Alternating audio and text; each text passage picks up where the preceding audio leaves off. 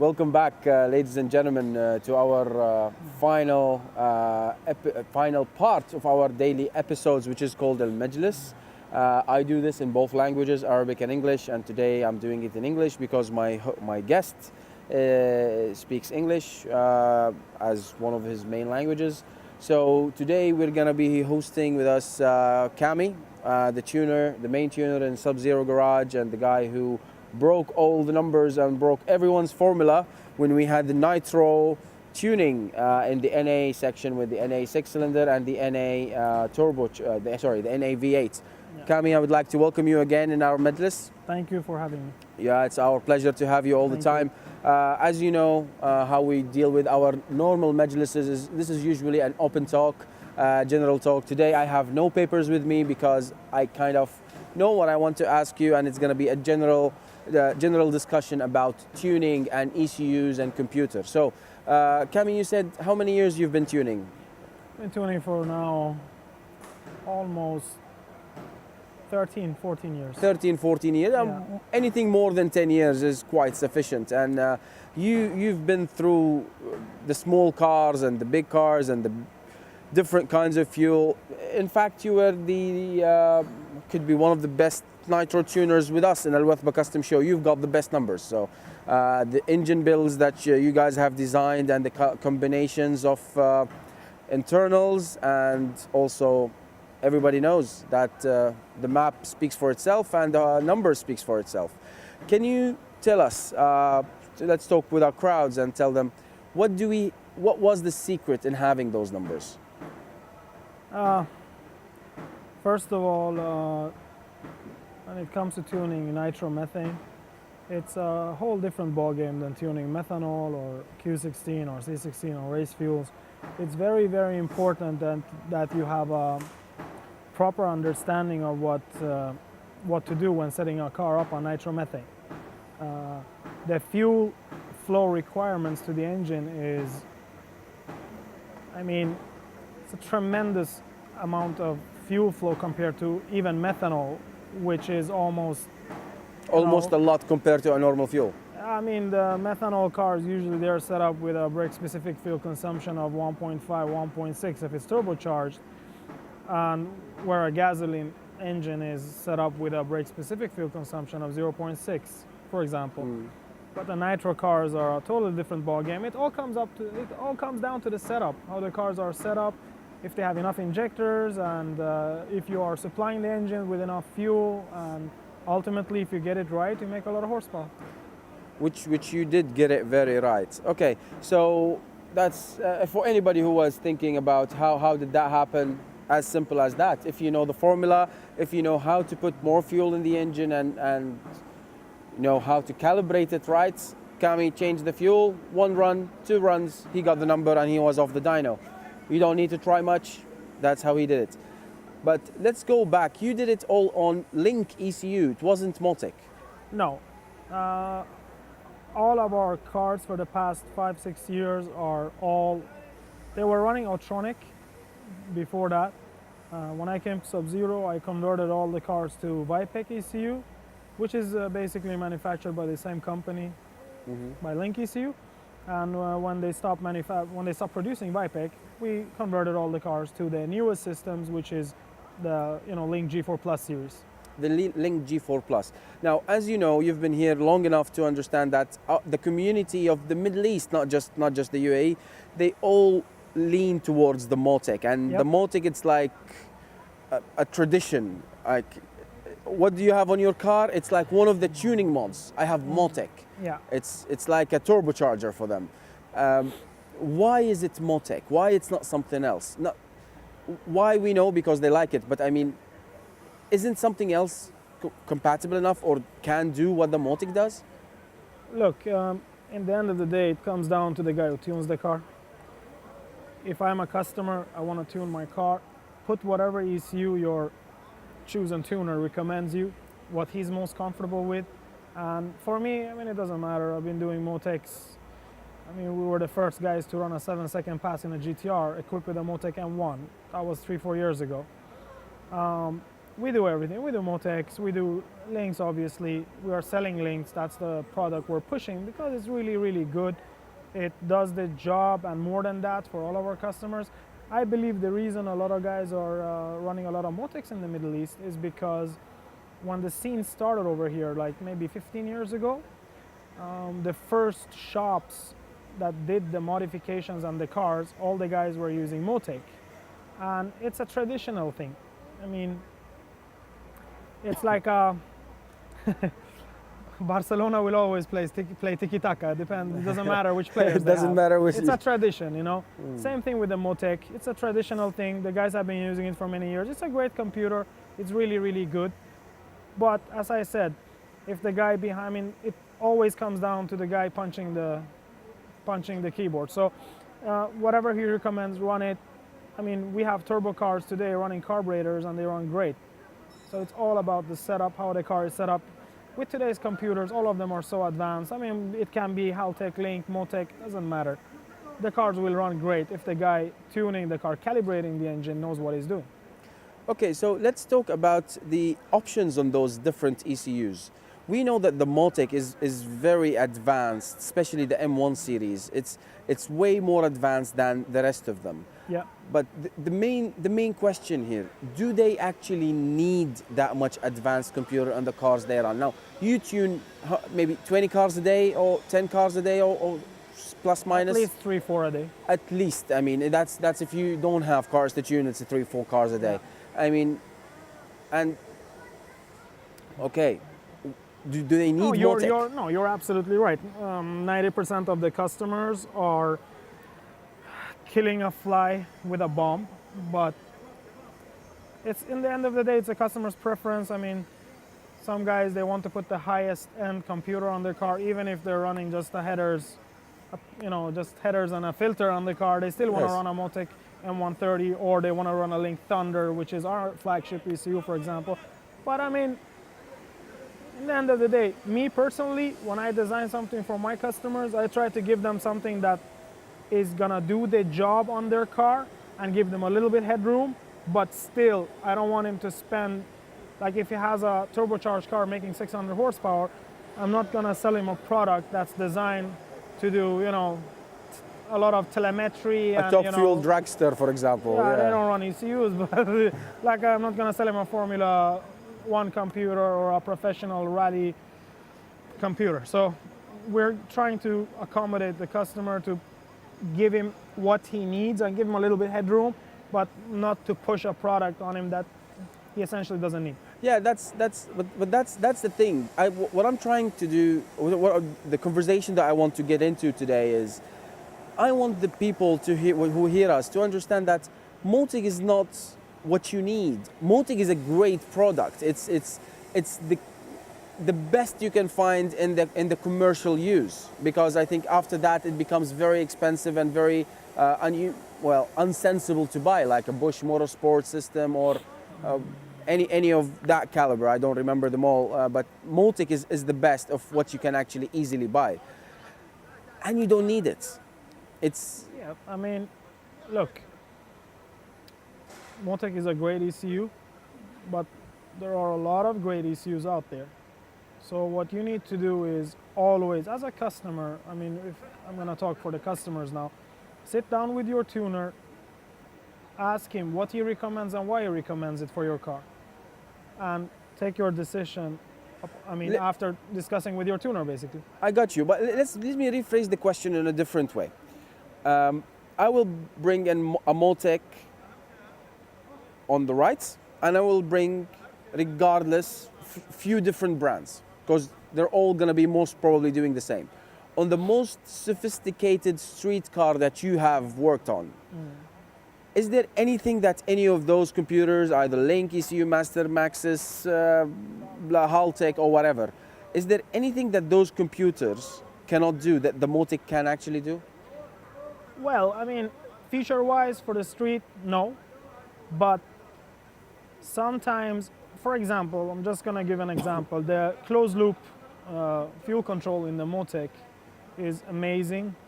There's another computer out of UK, Cyvex. It's really, really, really, I mean, it can make an instantaneous change to your, I usually say, like, if you have a Motec M1, you can run down the track with a very, very bad tune in the car, but the computer is so good at self-adjusting and bringing those lambdas to where it should be according to the target table. So on those kind of stuff, there's not many ECUs on the market right now who can compete with that, but for a street car, Do you not actually really. need it? That's the question. You don't actually need it, no, and most of the, you have to also realize most of the customer we have, for example, if I'm putting a, say a Link Thunder on a car, if I want to be fancy, I can put 2 drive-by-wire throttles on the car, we can put 8 EGTs on the car, we can control whatever we want, put millions of safety features, oil pressure sensor, fuel pressure sensor,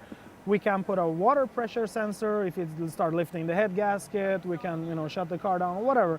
But unfortunately, 90% of the customers are not willing to pay for those extra options. Because each sensor is going to cost him 500-600 dirhams. Exactly, at least, yes. 2 drive-by-wire throttles, good quality, it's going to cost him, say, I don't know, 4,000 or 5,000 dirhams. So in the end, he's not going to pay 35,000 dirhams to have all these bells and whistles and fancy functions. So do they need it? No, they don't need it. But they still pay 20,000+ dirhams to get a Motec in. And they still don't use all the options. Today, I mean, especially here in the Gulf, I mean, it's not like a fashion statement, but it's a traditional thing. It's like wearing like you give me an example before we start the show. It's like wearing a Rolex compared to a Casio, for example. Exactly. Both do the same job. They keep the time great, but somebody prefers to. There's one thing about the Rolex. If you don't shake it from time to time, it loses its time. Yeah, true. Casio will always work. Casio will always work as far as you change the battery. Exactly. So each one of them has its own maintenance that is required. So a second ago you were talking about it changes the map instantly when any variable that kicks into the car. Can you tell us more about that particular part? For example, I mean, most of the ECUs can do a lot of stuff like that. For example, on our Link ECUs today, when we set up a lot of the street cars, we have, for example, this is just an example, we have an oil pressure sensor in the car. So we know that if the RPM is 6,500 RPM, I know that we should have more than 30 pounds of oil pressure. If the oil pressure falls below a certain PSI, we can give the driver a warning light. We can even have it on the dash, like on a custom dash, display that oil pressure is lower than what it should be. And if it really starts dropping lower than 30 PSI at 6,500 RPM, we can actually even shut the car down. And then he will call me why the car shut down, and then we will explain for him that something is seriously wrong. You need to bring the car in instead of breaking the engine. There's a lot of those things, but most of the ECUs today can do that. So the safety functions are there. Absolutely. What about the Lambda compared to AFR? Because that's also another big Lambda debate compared with a lot to of people. AFR, air-fuel ratio, all different fuels have their own Targets. set air-fuel ratios. Like you have the stoichiometric ratio for methanol is 641. For gasoline, it's 14.7 to 1. Ethanol, E99 is 9.1. So the confusement a lot of people have when they start tuning, they are used to gas AFRs, and they start tuning a methanol car, and they're like, you know, they just confuse themselves. Me as a tuner, I always use Lambda. Lambda 1 is Lambda 1. It doesn't matter what fuel is in the tank. So you need to know what specific lambdas to tune for. Different application, if it's methanol or gasoline or ethanol or whatever, when you know your lambda, it doesn't matter what the air-fuel ratio is. Air-fuel ratio is just a calculation based on Lambda. Basically. So it's a sensor that measures the gases after they got burnt? Yeah, basically it will tell you that, for example, when methanol has like a stoic ratio for methanol is 641. It means it is 6.4 times air to 1 time fuel. It's air to fuel ratio. So it's 641. Gasoline is 14.71. So immediately from this we can see that a methanol engine really requires almost double the amount of gas to run at Lambda 1. But lambda 1 is lambda 1. Lambda 1 is Always. lambda 1. It's always Even 1. for methanol or for gas. Yeah, but I think it's safer to run 0.8 on lambda if you have ethanol, because detonation then goes low. But that's a different. That's a different story. But for example, you have a car it's idling at lambda 1.00. If there is gasoline in your tank, your air-fuel ratio should reach 14.71. It's lambda 1. If you have methanol in the tank, the air-fuel ratio of methanol should reach 6.4 to 1, but your lambda is 1.00. But you had actually to double the amount of fuel to reach the same lambda. The same lambda, so of course. Anybody wants to learn tuning, always learn lambda, nothing else. Go by lambda. Lambda is never wrong. Just use lambda. Don't steer blind on the air-fuel ratio. I was talking to one of the tuners a few years back, Yeah. and having a quick discussion, and he was like, I was like, why don't you tune on lambda? And he was like, if you really want to do it well, do EGT. What's your say on EGT? I mean, yes, EGT it's important. EGT is important. Exhaust gas temperatures for people who are Correct. wondering. Exhaust gas temperature is important, especially on the race engines running on methanol. What I use them for personally is cylinder-to-cylinder adjustment. For example, very easy example, we have a drag racing car running on methanol, 60 pounds of boost, 2,000 horsepower running down the track. On methanol, I don't want my EGTs to go over 750 degrees Fahrenheit. If you can see differences between your cylinders, you see that cylinder 1 is 730, but cylinder 2 is 770.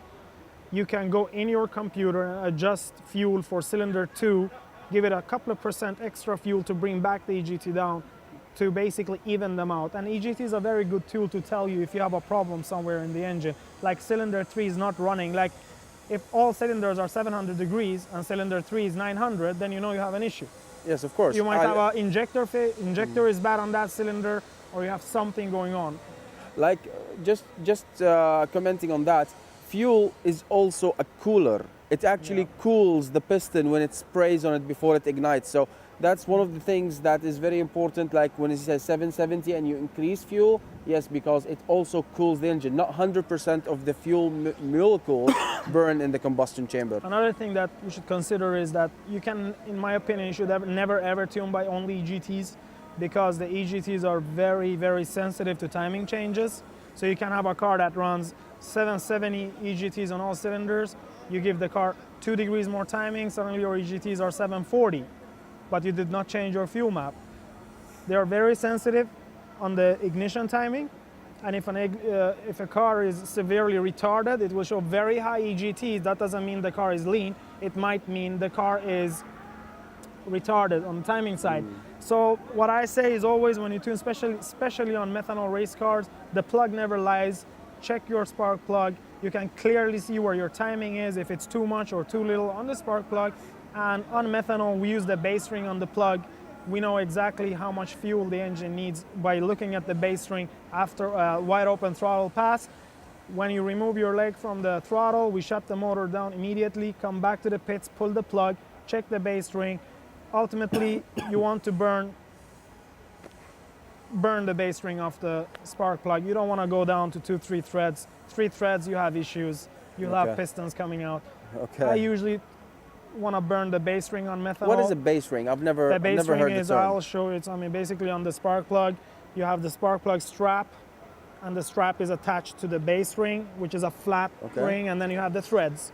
Yes. On methanol, you want basically the first flat part, which I call the base ring. Okay. That should basically, you should burn all the cadmium off.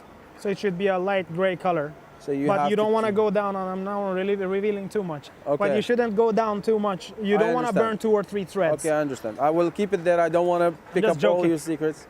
Your timing strap also, ultimately, if your timing line after a full throttle pass, you can clearly see a timing line on your strap, on the spark plug strap. You want it just under the bend. If it's on the thread, you have too much timing in the engine, you will have detonation soon, or you already have.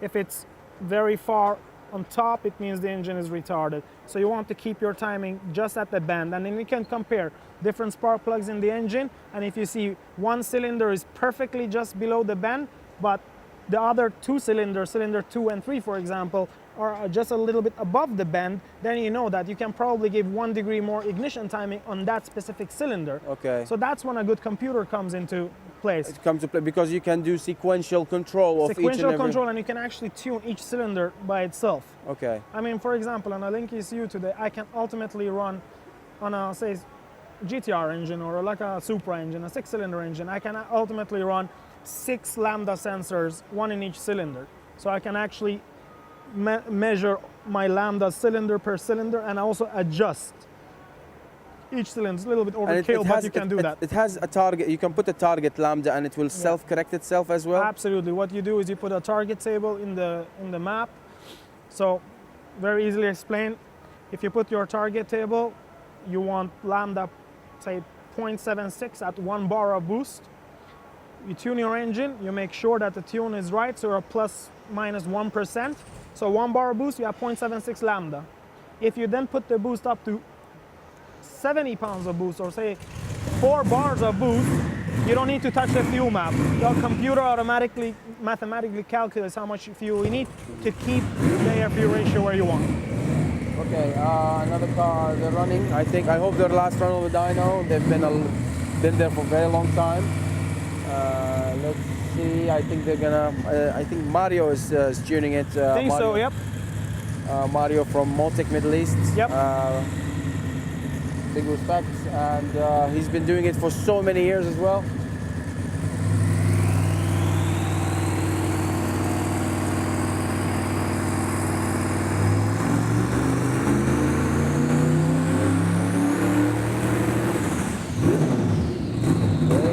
Misfire, we can hear it.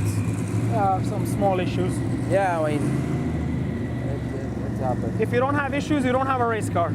I mean, it happens all the time. I mean, when you go with this much power, you are on a very tight tolerance on every single equipment in the engine, and the silliest thing can actually make the car misfire or something could go wrong. So these guys are actually, they're all amazing of putting their cars at very high risk. They've done, you guys, all of you, everyone here, that worked really hard to get onto the power that we requested from you. It's 1800. That's a lot. Yep. Okay, I hear it coming now.